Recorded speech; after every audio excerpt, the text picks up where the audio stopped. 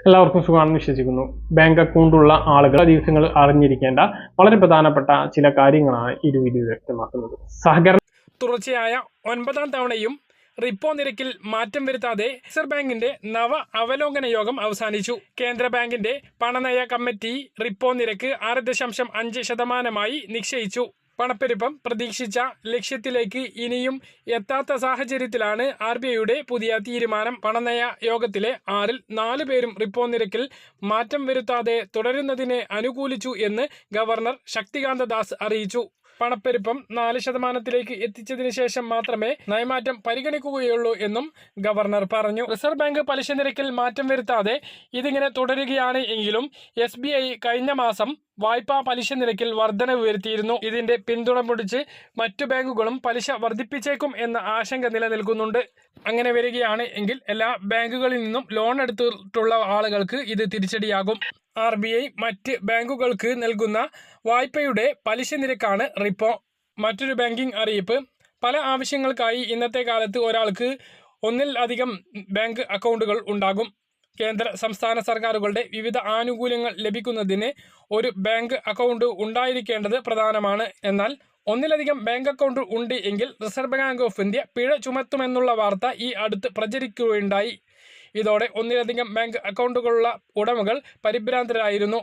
എന്നാൽ ഇതിന്റെ സത്യാവസ്ഥ എന്ത് എന്നാണ് നോക്കുന്നത്. ഈ വാർത്തയ്ക്ക് പിന്നിലെ വാസ്തവം പ്രസ് ഏജൻസിയായ പ്രസ് ഇൻഫർമേഷൻ ബ്യൂറോ PBI വ്യക്തമാക്കി. ഇതിന്റെ സത്യാവസ്ഥ പരിശോധിച്ച് PBI അതിന്റെ ഔദ്യോഗിക X ഹാൻഡിലിൽ ഇതിനെക്കുറിച്ച് പോസ്റ്റ് ഇട്ടിട്ടുണ്ട്.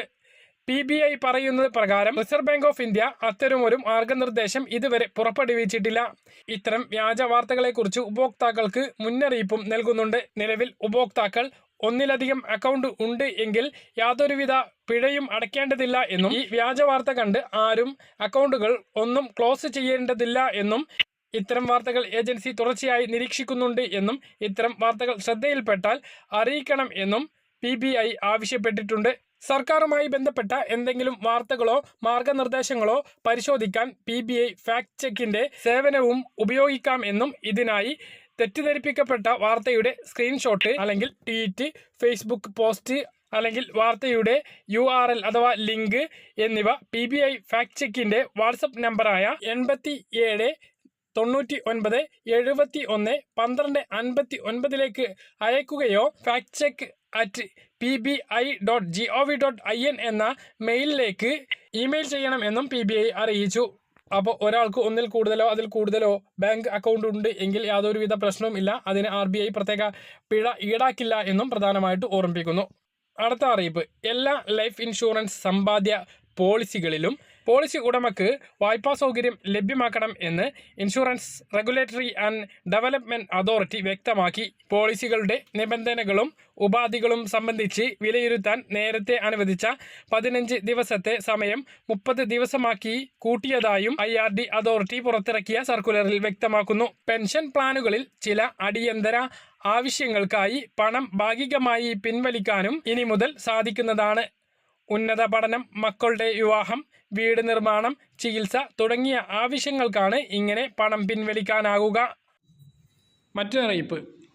ഗൂഗിൾ പേ, ഫോൺ പേ പോലുള്ള UPI ഇടപാടുകളിൽ വൻ മാറ്റങ്ങൾ വരുത്താനിരിക്കുന്ന national payment corporation of India നിലവിലുള്ള PIN നമ്പറുകൾക്കും OTPകൾക്കും പകരം ഓരോ തവണ പണമിടപാട് നടത്തുമ്പോഴും PIN നമ്പർ നൽകുന്ന രീതിക്ക് പകരമായി മറ്റൊരു സംവിധാനം കൊണ്ടുവരാനാണ് തീരുമാനം. റിസർവ് ബാങ്ക് ഓഫ് ഇന്ത്യയുടെ നിർദ്ദേശപ്രകാരമാണ് NCPIയുടെ പുതിയ നീക്കം. PIN നമ്പറോ പാസ്വേഡോ അല്ലാത്ത ബയോമെട്രിക് സാങ്കേതിക വിദ്യകൾ ഉപയോഗിക്കാൻ കഴിയുമോ എന്ന് പരിശോധിക്കാനും റിസർവ് ബാങ്കിൻ്റെ നിർദ്ദേശമുണ്ട്. ഇത് സംബന്ധിച്ച് ചർച്ച നടന്നു വരികയാണ്. നിലവിൽ ഓരോ തവണ ഇടപാടുകൾ നടത്തുമ്പോഴും 4 അല്ലെങ്കിൽ 6 നമ്പറുള്ള PIN നമ്പർ നൽകണം. ഈ സംവിധാനത്തിന് പകരം ആൻഡ്രോയിഡ് iOS ഉപയോഗിക്കുന്നവർക്ക് ബയോമെട്രിക് സാധ്യത അഥവാ ഫിംഗർ പ്രിൻ്റ് പരീക്ഷിക്കാനാണ് ശ്രമം. വിരലടയാളം അല്ലെങ്കിൽ ഫേസ് ID പോലുള്ള സംവിധാനം ഉപയോഗിച്ചോ PIN നൽകുന്നതിനും സാധിക്കുമെന്നും പരിശോധിക്കുന്നുണ്ട്.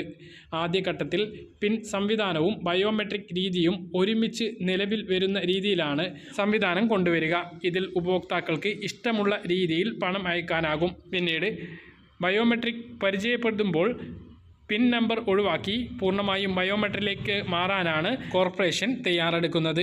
ഓരോ ഇടപാടുകളുടെയും സുരക്ഷിതത്വം ഉറപ്പുവരുത്താനാണ് റിസർവ് ബാങ്കിന്റെയും NCPIയുടെയും പറഞ്ഞ കാര്യങ്ങൾ കൃത്യമായിട്ട് മനസ്സിലാണെന്ന് കരുതുന്നു. ഇതുപോലെ ഇൻഫർമേഷൻ ലഭിക്കാൻ ചാനൽ സബ്സ്ക്രൈബ് ചെയ്യുക, ബെൽ ഐക്കൺ എനേബിൾ ചെയ്ത് വെക്കുക. മറ്റൊരു വീഡിയോയുമായി നമുക്ക് വീണ്ടും കാണാം. ദൂരേക്കും ബൈ.